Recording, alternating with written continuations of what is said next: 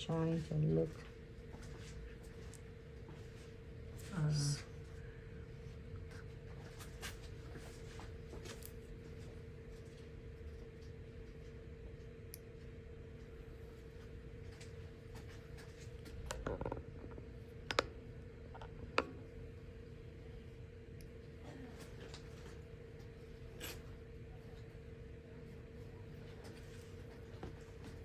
Alright, quick reminder everyone, any product you seen us use, you can get them from our official website at glitzaccessoryandsuch.com.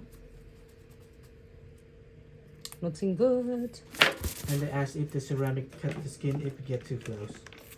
Yes, try not to. When you see me doing it, I'm just so gentle. You just like, when you get closer to the cuticle, you get closer to cuticle, but just a little bit light pressure. So you don't want to go really aggressive closer.